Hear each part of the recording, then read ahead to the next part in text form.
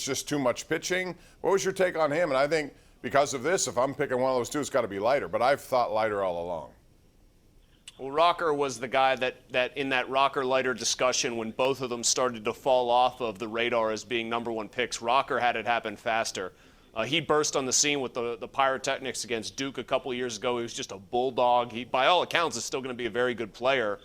But I think people notice maybe the lack of a third pitch. It's all fastball and then a little bit off-speed stuff with him. But when you rely on one pitch, you can get through and dominate even college if it's a great pitch. But you got to have more than that at the big league level, and that's why I think he's fallen off that number one overall kind of pace. And it's either going to be Leiter or, if I had to guess, I don't know about you, Bob, hearing Ben Cherington talk today on The Fan with Pony, I don't know if, by the way, they put that interview together because I wasn't there. They thought I would screw something up on that interview maybe. I don't know. That was conspicuous in my opinion. But hearing him say, take this value sort of approach, like the guy who will sign for a certain amount of bonus money, I'm wondering if it's a little bit of gamesmanship, too, on his part. Like maybe they do have a player that they think is better than the rest, but they're not trying to tip their hand too early, and so that you're getting some of this stuff that's making people like me, frankly, lose my mind when I hear, oh, we'll take the guy that'll take the lowest signing bonus so we can spread this money out. I'm sort of hoping that's Ben Cherington trying to be coy, and they very clearly have their eyes on one guy who they think is the best, and that's the guy they're going to try to reel in. Well, I hope that's the case, but I don't know the way they operate sometimes, and I say they because he's part of now they. He may have his own ideas, but he's part of this organization, and who knows what that means. Let's go to Mike in Blawnox. Mike, what's up? How are you? Gentlemen, it's always about the money with this owner. Anyway, I'm calling about Clay Holmes. How is this guy? Like, is he a son-in-law of someone in the organization? Does he have blackmail material? Like, this guy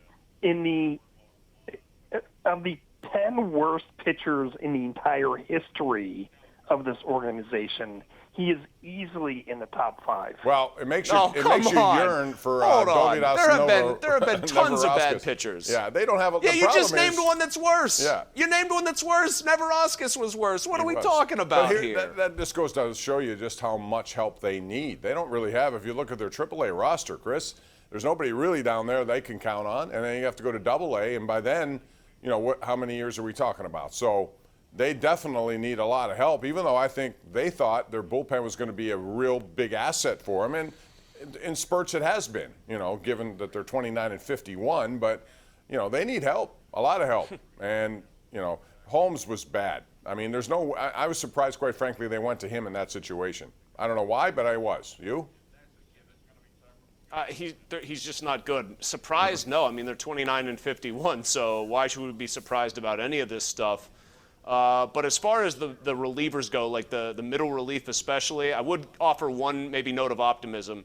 You can generally find some reclamation projects out there on the cheap and turn those guys into usable players. The Pirates have done it in recent years, so I don't think that's something people should be fixated on as some sort of major issue. Yeah, Chase Shreve is probably a guy like that who's improved his status, and we'll see. Now it's time for our Tri-State Office Furniture Tweet of the Day, Chris, and this one may point to a little bit of something going on in maybe the Steeler locker room. Devin Bush tweeted this out of the blue here today. If you're a grown man and you got TikTok on your phone, stay away from me. So I'll talk to you about that when I come back. But that was interesting out of the blue to hear that one, knowing that the two of their star players on the receiver definitely use TikTok, and they do it to make money, and they're making a lot of money. We'll talk about it when we continue. That's our Tri-State Office Furniture Tweet of the Day. Back with more of your calls next.